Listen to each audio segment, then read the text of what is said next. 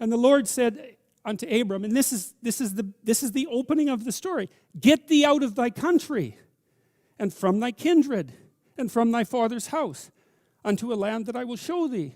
And this is one of those phrases where every clause is significant. Go somewhere you don't understand.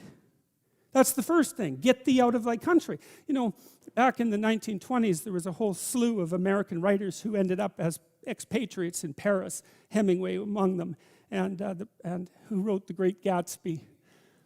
Fitzgerald, yes, and a variety of others. It was very inexpensive in Paris at the time, and part of their transformation into great literary figures was the fact that they were out of their country, and now they could see what their country was, because you can't see what your country is until you leave it. So you have to go into the unknown, and that's God's first command. Go into the unknown, because you already know what you know. And that's not enough unless you think you're enough. And if you're not enough and you don't think you're enough, then you have to go where you haven't been. And so that's the first commandment to Abraham. It's like, okay, that's a good one. That makes perfect sense. Go to where you don't know. Yes. And from thy kindred. Well, what does that mean? It means grow up, right? That's what it means. It means get away from your family enough so that you can establish your independence. And that isn't because there's something wrong with your family, although perhaps there is, you know, as there is perhaps wrong with you. But it means get away. You know, I talk to people very frequently whose families have provided them with too much protection. And they know it themselves, and that means they're deprived of necessity.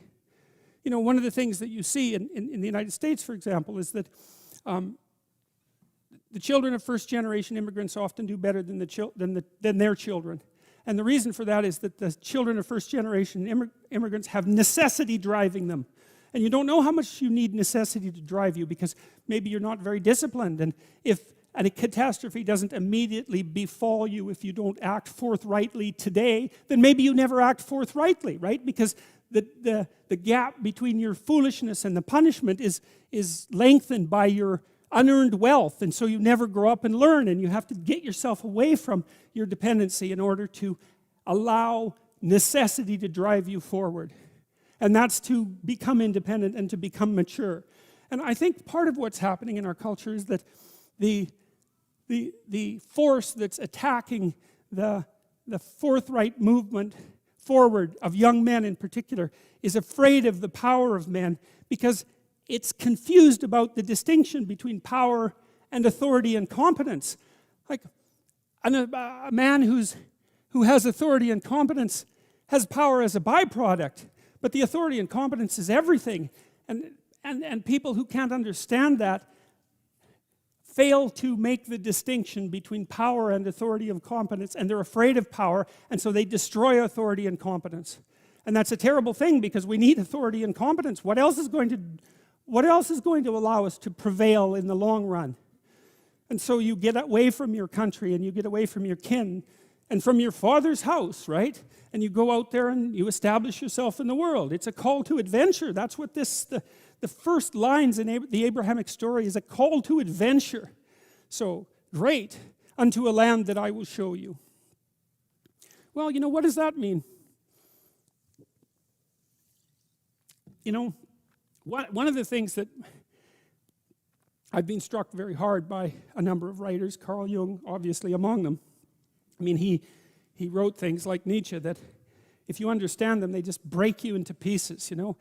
And one of the things that Jung understood and the psychoanalysts understand, it's one of the most terrifying elements of psychoanalytic thinking, is very tightly allied with religious thinking, which is that you are not the master of your own house.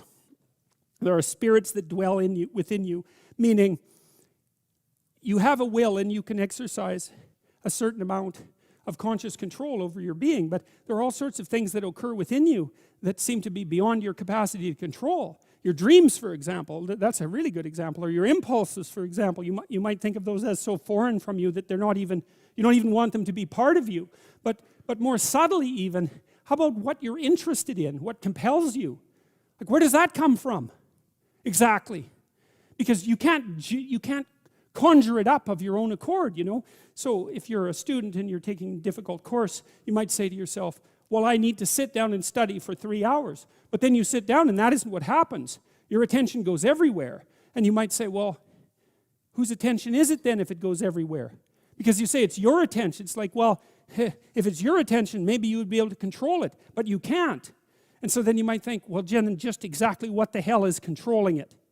And you might say, well, it's random. Well, it better not be random. I can tell you that. That happens to some degree in schizophrenia. There's an element of randomness in that. It's not random. It's driven by the action of phenomena that I think are best considered as something like subpersonalities, although even that's only a partial description. You can't make yourself interested in something. Interest manifests itself and grips you. That's a whole different thing. And so what is it that's gripping you? And how do you conceptualize that? Is that a divine power? Well, it's divine as far as you're concerned because it grips you and you can't do anything about it. And so there's a calling in you towards what you're compelled by and what you're interested in. And sometimes that might be very dark and sometimes not. But you're compelled forward by your interest. And so the idea that what moves you away from your country and your father's house and the comforts of your childhood home is something that's beyond you and that you listen to and hearken to. That's exactly right. And you can say, well, I don't want to call that God. It's like, it doesn't matter what you call it exactly. It doesn't matter to what it is, what it's called. It still is. And if you don't listen to it, that's the other thing. If you don't listen to it, and I've been a clinician and talked to enough people now, as old as I am, to know this absolutely. If you do not listen to that thing that beckons you forward, you will pay for it like you cannot possibly imagine. You'll have everything that's terrible about life in your life and nothing about it that's good. And worse, you'll know that it was your fault and that you squandered what you could have had.